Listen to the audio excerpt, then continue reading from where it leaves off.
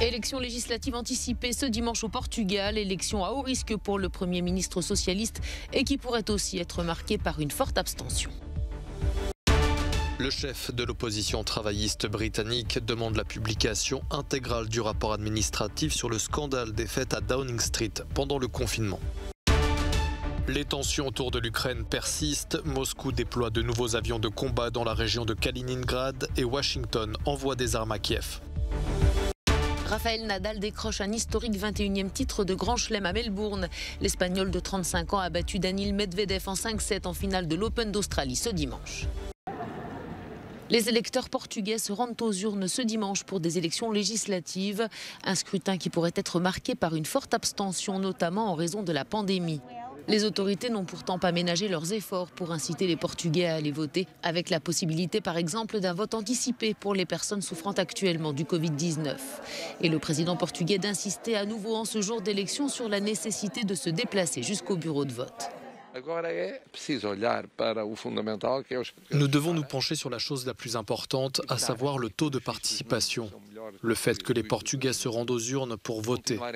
C'est synonyme de vie, de vitalité et la preuve qu'ils veulent faire entendre leur voix. Ils doivent le faire et ils ont beaucoup de choix. L'une des richesses de notre système, c'est qu'il offre tant d'alternatives que les Portugais devraient en profiter. Ce scrutin anticipé a été convoqué suite au rejet du projet de budget 2022 du gouvernement minoritaire par les formations de la gauche radicale qui avait permis à António Costa d'arriver au pouvoir en 2015. Ces élections législatives sont à haut risque pour le Premier ministre socialiste car elles pourraient être marquées par une percée de l'extrême droite. Avec environ 6% des intentions de vote, cette dernière pourrait devenir la troisième force politique du pays, juste devant les libéraux et les formations de la gauche radicale, le bloc de gauche et la coalition communiste vert. La soirée électorale portugaise est à suivre en direct dès 20h sur Euronews.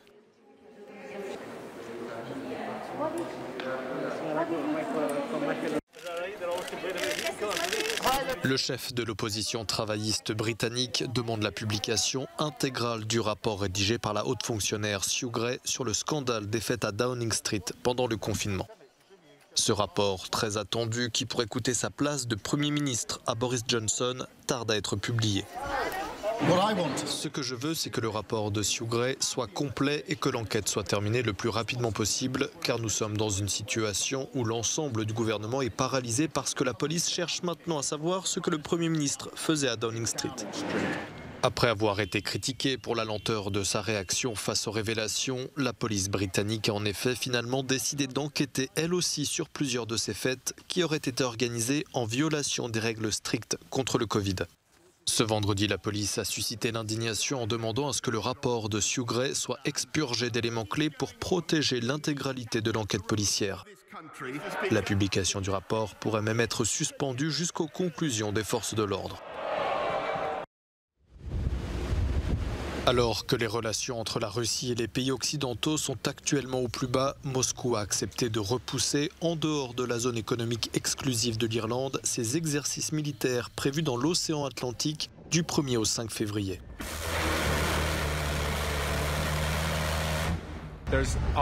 Il y a beaucoup de tensions en Europe en ce moment en raison du contexte entre la Russie et l'Ukraine.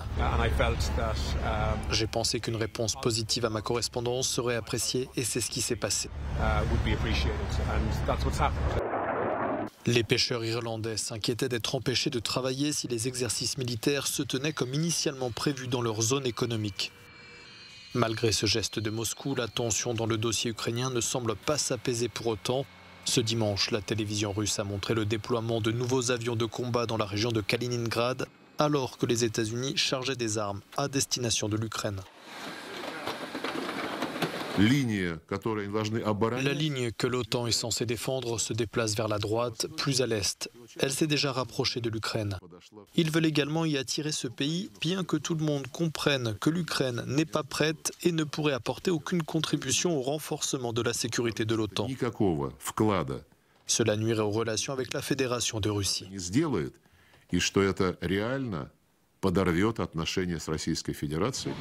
De son côté, Londres multiplie depuis ces derniers jours les annonces pour accroître la pression sur Moscou et dissuader le Kremlin d'envahir l'Ukraine.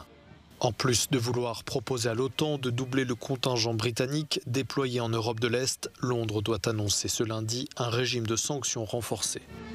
Ce que j'annoncerai cette semaine, c'est une amélioration de la législation sur les sanctions, afin de pouvoir mieux cibler les intérêts russes liés au Kremlin. Car nous devons absolument empêcher un passage à l'action russe, c'est notre priorité. Ce dimanche toujours, un rassemblement s'est tenu dans la capitale ukrainienne pour remercier l'Occident du soutien reçu face à la menace d'un conflit avec la Russie. Les participants tenaient notamment des pancartes à la gloire des États-Unis et du Royaume-Uni. En Bulgarie, le nouveau gouvernement s'attaque à l'épineuse question de la réforme judiciaire.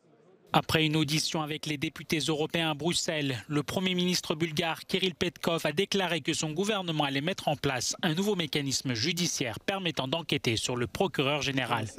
Nous aurons un magistrat qui pourra enquêter sur le procureur général si nécessaire. Mais le gouvernement est confronté à un obstacle de taille. Le parti au pouvoir ne dispose pas de la majorité nécessaire pour modifier la Constitution et il ne peut remplacer ni le Conseil judiciaire supérieur ni le procureur général. En Bulgarie, il n'existe aucune loi qui prévoit un mécanisme de contrôle du procureur général. Pour sa réforme, le gouvernement devra donc chercher le soutien de l'opposition, mais pour les politologues bulgares, cette option semble peu probable. Le procureur général de Bulgarie, Ivan Guechev, était également présent à Bruxelles pour répondre aux questions sur l'état de droit. Il a exprimé son inquiétude quant à la manière dont le gouvernement entend mettre en œuvre la réforme. L'absence de responsabilité du procureur général est un problème législatif. Les députés européens ne suivent pas les recommandations de la Commission de Venise ou du Conseil de l'Europe. Et puis, selon une décision de la Cour constitutionnelle bulgare, tous les procureurs peuvent faire l'objet d'une enquête.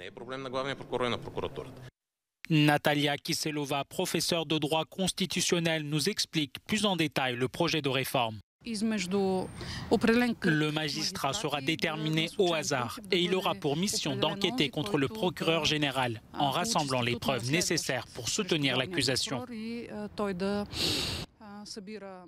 Pour Natalia Kiselova, faire le choix d'une réforme judiciaire au lieu d'une révision constitutionnelle est plus judicieux. Cette réforme donnerait au Conseil judiciaire supérieur le pouvoir de désigner un magistrat du siège pour enquêter sur le procureur général. Toutefois, la question est de savoir qui sera en mesure d'engager une telle procédure. À mon avis, il devrait y avoir plus d'options pour déposer des plaintes contre le procureur général. L'objectif est d'avoir un mécanisme qui fonctionne réellement, pas quelque chose de fictif. Le ministère de la Justice doit maintenant soumettre un projet de loi au Parlement. Contrairement à une réforme constitutionnelle, une simple majorité est suffisante pour adopter la loi. Des centaines de personnes ont manifesté samedi à Pristina, capitale du Kosovo, pour dénoncer un plan visant à augmenter les prix de l'énergie. Des échauffourées ont eu lieu avec la police devant le siège du gouvernement. En guise de symbole, les protestataires ont lancé des bougies et des ampoules électriques contre le bâtiment, en affirmant qu'ils n'abandonneront pas le combat.